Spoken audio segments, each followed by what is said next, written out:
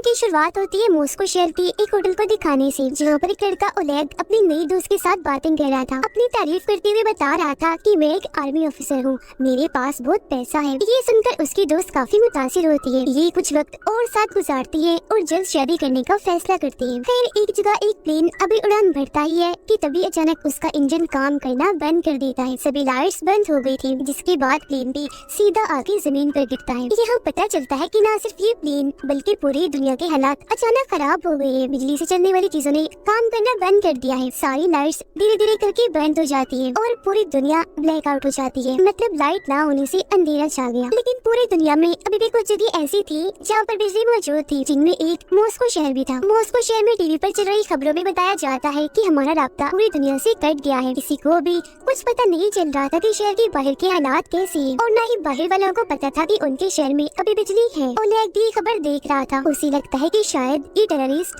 दहशतगर्द काम लाए। फिर अब जहाँ लाइट नहीं थी उन सारी जगहों को ब्लैकआउट एरिया, और जिन जिन जगहों पर लाइट्स थी उन्हें लाइट एरिया का नाम दे दिया जाता है। मॉस्को की गवर्नमेंट ब्लैकआउट एरिया की सूरत हाल का जायजा लेने के लिए बहुत सारे ड्रोन कैमरास वहाँ भेजती है, लेकिन रास्ते में सारे के सारे ड्रोन अजीब तरीके से गायब हो जाते हैं। जब सोल्जर्स वहाँ पहुँचते हैं तो वहाँ के हालात देखकर दंग रह जाते हैं। दरअसल जब ब्लैकआउट हुआ तो यहाँ की सब जानदार चीजें जैसे कि डॉग्स, बिल्लियाँ, मछलियाँ, यहाँ तक कि इंसान भी बड़े अजीब तरीके से मारे गए हैं। हर जगह लाशें ही लाशें बिखरी पड़ी थी। लग रहा था जैसे कुछ ही पल में ये पूरी जगह कब्रिस्तान बन गई हो। सोल्जर्स अभी छानबीन कर ही रही थी कि तभी एक अनजान आदमी एक सोल्जर पर हमला कर देता है। उसे बुरी तरह जख्मी करने के बाद उसके हथियार लेकर बड़ी स्पीड में वहाँ से भाग जाता है। सब उस पर गोलियां भी चलाती हैं, लेकिन उसे कुछ फर्क ही नहीं पड़ रहा था। एक भी गोली उसे नहीं लगती, बस भागता ही जा रहा था। ये देखकर सभी सोल्जर्स को काफी हैरानी हुई। वो अंदाजा लगा रही थी कि ये आदमी कोई आम इंसान तो नहीं लग रहा, और अगर ये सच में कोई आम इंसान नहीं है तो बहुत खतरे की बात है। और अब ऐसे ही एक महीना गुजर गया। किसी को भी हालात के बारे में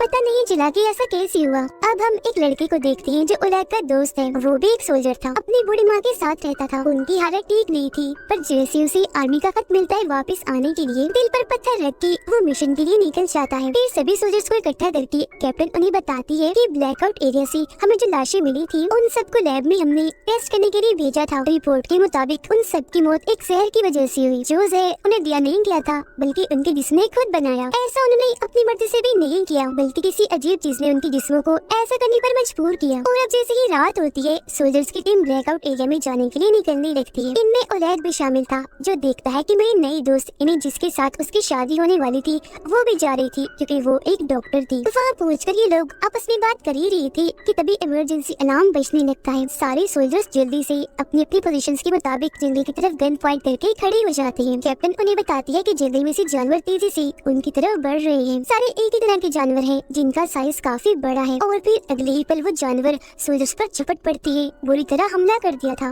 सोल्जर्स भी अपने बचाव में अंधाधुंध गोलियां चलाने लगते हैं। अगली सुबह बहुत बुरे हालात दिखाए जाते हैं, क्योंकि बहुत सारे सोल्जर्स मारे गए थे। वो लोग देखते हैं कि हमला करने वाले जानवर जंगली भालू थे, पर उन लोगों को ये समझ नहीं आ रही थी कि भालुओं ने झुंड बनाकर हमला क्यों किया, क्योंकि वो कभी भी ऐसे नहीं करते। ओलेग भी हमले में जख्मी हो गया था। उसकी दोस्त क्योंकि डॉक्टर थी उसका इलाज कर रही होती है। अब शहर के एक हॉस्पिटल में एक लड़का दाखिल था। वो बेड पर लेटा था। उसकी तबीयत अचानक खराब होने लगी। दरअसल जब से ब्लैकआउट हुआ उसके साथ तभी से अजीबोगरीब हो रहा था। उसे बहुत सी अनजान लोगों की आवाजें सुनाई देती थी। एक आदमी जिसके बाल नहीं थे हमेशा उसे तंग किया करता था। असल में ब्लैकआउट के होते ही इस लड़की के पास सुपर पावर्स आ गई थी। उसके पास अलग ही तरह की ताकतें थी। उसकी आंखें जैसे ही खुलती है अपने सामने वो एक लड़के को पाता है। लड़का उसे बता रहा था कि मैं तुम्हारा दोस्त हूँ, जरूरी जानकारी तुम्हें देने आया हूँ। दरअसल ये जो हालात पूरी दुनिया में हुए हैं वो अजीब तरह की लहरों के हमले की वजह से हुए हैं। ये 3 तरह की लहरें हैं। पहली लहर में सभी बिजली से चलने वाली चीजें खराब हुई, दूसरी लहर में सभी जानदार चीजों का खात्मा हुआ, और तीसरी लहर से तो सबसे ज्यादा तबाही होगी, क्योंकि इसमें ये खतरनाक लहरें यहाँ के लोगों को पपेट कठपुतलियां बनाकर इस्तेमाल करेगी। अपने कंट्रोल में करके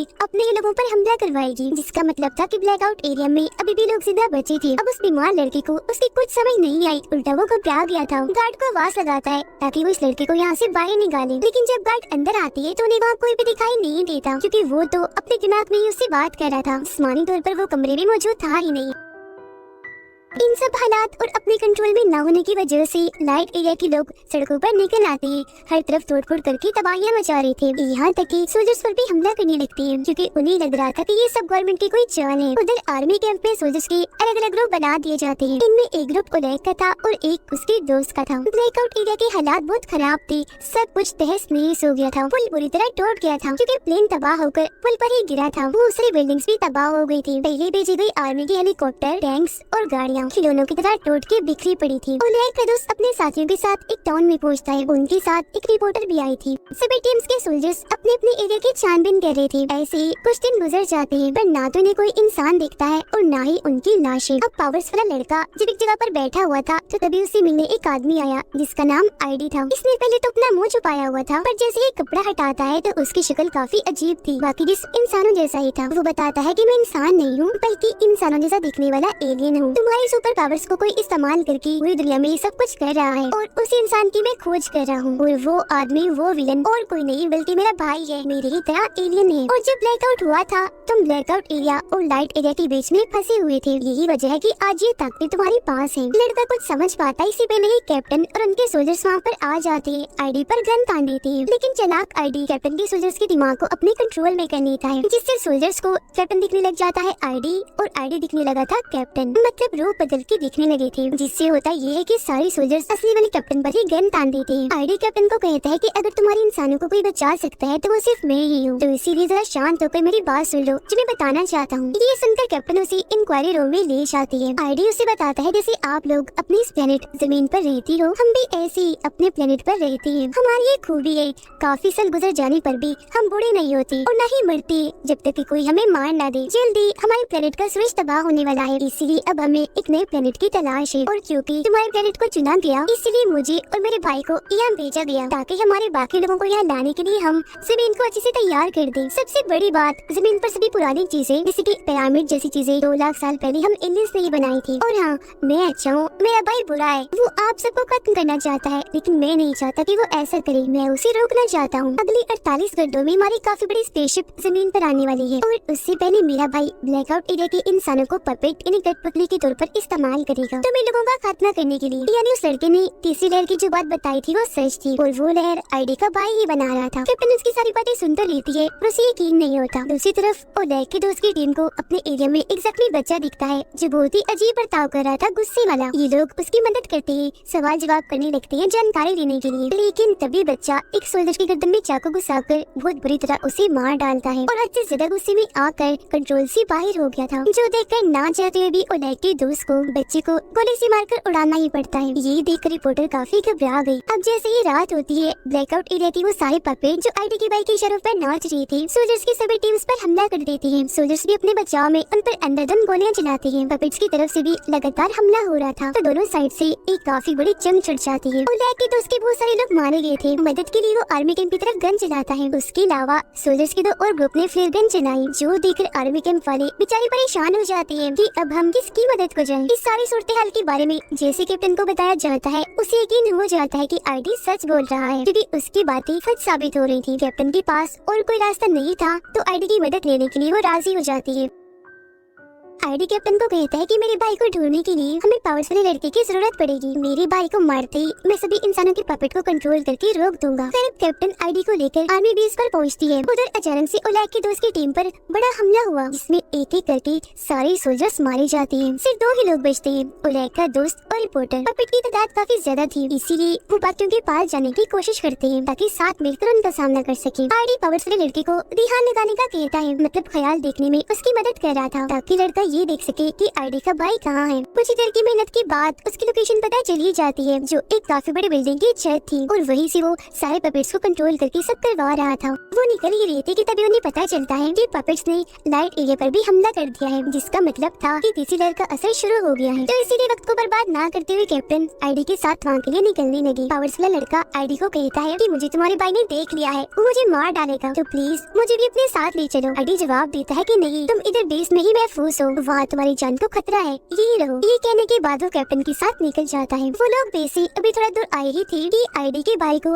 पावरफुल लड़के की लोकेशन पता चल जाती है, यानी कि इस वक्त वो आर्मी बेस में है। उसे मरवाने के लिए वो अपने बहुत सारे मिसाइल भेजता है। बेस के सोल्जर्स मिसाइल को रोकने की कोशिश करते तो है, पर कोई फायदा नहीं होता क्योंकि वो बहुत ही ज्यादा थे और कैप्टन की आंखों के सामने ही उनकी पूरी आर्मी बेस तबाह हो जाती है। बदकिस्मती से सभी सोल्जर्स पावरफुल लड़का सब मारे जाते हैं। ये देखकर कैप्टन को बहुत गुस्सा आया और दुख भी हुआ। वो आईडी पर गन तान देती है, कहती है कि तुम ये सब पहले से ही जानती थी, है ना? तो फिर उस लड़के को वहाँ छोड़कर ये घटिया हरकत क्यों की? आईडी कहता है कि सिर्फ हमें कुछ लोग ऐसे हैं जो बाकी इंसानियत को बचा सकते हैं, और वैसे भी मेरे भाई को पावरफुल लड़के की लोकेशन पता चल ही जानी थी, और अगर हम उसे साथ रखते तो अब तक हम भी मारे गए होते। इसीलिए मजबूरन मुझे ये कदम उठाना पड़ा। अगली सुबह ओलेग को अपना दोस्त और रिपोर्टर मिल जाते हैं। एक दूसरे को जिंदा पाकर दोनों बहुत खुश थे, गले मिलते हैं। बाद में कैप्टन भी अपने सोल्जर्स के साथ यहाँ उनके साथ शामिल हो गई और अब वक्त को बर्बाद ना करते हुए ये सभी उस बिल्डिंग के लिए निकल जाते हैं जहाँ पर आईडी का भाई सब पपेट्स को कंट्रोल कर रहा था, लेकिन रास्ते में वो पपेट्स इनका रास्ता रोकने की कोशिश करते हैं। सोल्जर्स उनकी जान की परवाह ना करते हुए टैंक से उन्हें मारते हुए कुचलते हुए आगे बढ़ते जा रहे थे। वो भी इन पर हमला कर देते हैं और इनके बीच काफी बड़ी जंग छिड़ जाती है। कुछ पपेट्स तो अपने ऊपर बॉम्ब बांधकर सोल्जर्स पर गिर रहे थे ताकि अपने साथ साथ उन्हें भी उड़ा दे, पर सोल्जर्स बड़ी मुश्किल से उनसे बचते बचाते बिल्डिंग तक पहुंच जाते हैं। आईडी कुछ सोल्जर्स को लेकर बिल्डिंग की छत पर जाने लगता है, जबकि बहुत सारे सोल्जर्स नीचे ही रुक गए थे पपेट्स का मुकाबला करने के लिए। जिसके बाद आखिरकार ओलेग के दोस्त और आईडी का सामना उसके भाई से हो ही जाता है। ओलेग का दोस्त आईडी के भाई पर हमला करने के लिए आगे बढ़ता है, पर वो एक ही झटके में उठाकर उसे दूर फेंक देता है। फिर आईडी जाता है अपने भाई का सामना करने के लिए। दोनों भाइयों के बीच जबरदस्त लड़ाई शुरू हो जाती है। दोनों ही कम नहीं थे, एक दूसरे से बढ़कर ही थे, बराबर टक्कर दे रहे थे। मुक्के मारने से उनके हाथों से चिंगारियां निकल रही थी। दोनों ही बहुत ताकतवर हैं। नीचे ओलेग और बाकी सोल्जर्स को पपेट को रोकने में काफी मुश्किल हो रही थी क्योंकि उनकी तादाद करोड़ों में थी। वो खत्म हो ही नहीं रही थी। पपेट्स इतने चालाक थे कि तेल से भरी हुई ट्रक को लेकर उन पर हमला कर देती है, जिससे काफी बड़ा धमाका हो जाता है। कुछ को छोड़कर अब सारे ये सोल्जर्स मारे जाते हैं। मुश्किल से ये बस 5 ही बचे थे और अब इनको ही पपेट्स का सामना करना था। ओलेग और बाकी सोल्जर्स भी बिल्डिंग के ऊपर जाने लगते हैं। पपेट्स भी अपने लीडर यानी आईडी के भाई का साथ देने के लिए तेजी से उस बिल्डिंग की तरफ आ रहे थे। पपेट्स यहाँ आते उससे पहले ही आईडी जोर से अपने भाई को मुक्का मारता है। आईडी अपने भाई के सीने से उसका दिल ही निकाल लेता है, जो जाहिर है एलियन होने की वजह से डिवाइस की तरह का था। फिर वो दिल में एक बॉम्ब लगा देता है। जैसे उसका दिल तबाह होता है उसके भाई की भी मौत हो जाती है। अपने भाई को मारने के बाद आईडी को सभी पपेट्स का कंट्रोल मिल गया था। एक ही झटके में वो उन सबको मार गिराता है। अब वो सारे लोग जो जिंदा बचे थे इस जंग में जीत तो गए थे, पर उन्हें कोई खुशी नहीं थी क्योंकि वो जंग ही ऐसी थी जो जिंदा बची थी, जबकि करोड़ों की तादाद में बेगुनाह लोग सड़कों पर मरे पड़े थे। कीड़े मकोड़ों की तरह पूरी ही दुनिया का दिल हिला देने वाला सीन था। आईडी इन सबको बताता है कि इंसानों में प्यार और रहम नहीं है। तुम बहुत ही खुदगर्ज हो, सिर्फ अपने बारे में ही सोचते हो। यही वजह है कि मेरा भाई तुम सबको मारना चाहता था ताकि एलियंस यहाँ सुकून से रह सके, लेकिन मेरा मकसद कुछ और ही था। और अब यहाँ वो सबसे बड़ा राज खोलता है कि मैं इंसानों की मदद इसलिए करना चाहता था ताकि इंसान मुझे अपना मसीहा समझ ले, यहाँ तक कि अपना गॉड ही समझने लगी। तब लड़का गुस्से में आईडी से कहता है कि तुम सब कुछ पहले से ही जानती थी, तो फिर ब्लैकआउट होने से क्यों नहीं रोका? आईडी जवाब देता है कि अगर मैं वो रोक देता तो किसी के भी दिल में मौत का डर ना होता, मेरी बात का कोई भी यकीन ना करता। और वैसे भी तुम लोग काफी हो आबादी बढ़ाने के लिए, जिन सबका मसीहा गॉड मैं हूँ। अगर बाकी लोग मर भी गए तो मुझे परवाह नहीं, जिसका मतलब था कि ये भी अच्छा नहीं है। शुरू से अब तक ये बस अपना ही फायदा देखता आ रहा है। ये सुनकर सब लोगों को बहुत गुस्सा आने लगा। ओलेग की दोस्त उस पर गन ही तान देती है। तब ओलेग का दूसरे दोस्त उसे ये कहते हुए मना कर देता है कि गन नीचे करो, इसके जैसी लाखों आ रही है, इसे मारोगी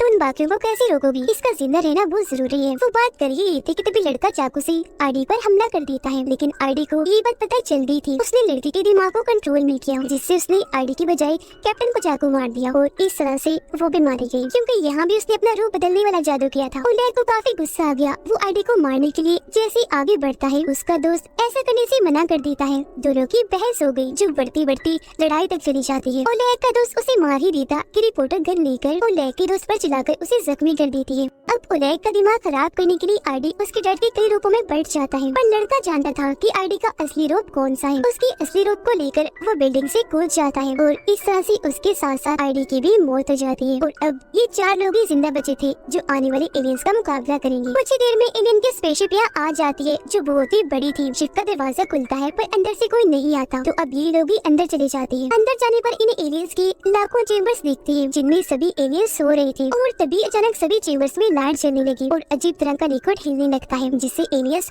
होश में आने लगते हैं। डॉक्टर बताती है कि ये लिक्विड जरूर उनका ऑक्सीजन है, इसीलिए उनके जागने से पहले ओलेग गोली से सबको मारने लगता है, लेकिन उनके पास टाइम कम था और गोलियां भी नहीं थी, इसलिए दिमाग लगाकर ऑक्सीजन के मेन पाइप को ही हथौड़े से तोड़ देती है, जिससे होता ये है कि वो सारे एलियंस जागने से पहले ही मारे जाते हैं। अब बस कुछ चेम्बर्स बचे थे जिनमें उन्हें एलियंस की मासूम बच्चे दिखते हैं। इन्हीं आईडी की बात याद आती है कि इंसान में प्यार और रहम नहीं, और क्योंकि इस तरह के इंसान वो बनना नहीं चाहते थे इसलिए एलियंस के बच्चों का कुछ नहीं करते, छोड़ देते हैं। कुछ ही देर में एलियंस के सारे बच्चे अपने अपने चेम्बर से बाहर आ जाते हैं जो सारे आईडी जैसे ही लग रहे थे। वो बच्चे इसलिए अब कोई खतरा नहीं था और इसी के साथ ही फिल्म इधर ही खत्म हो जाती।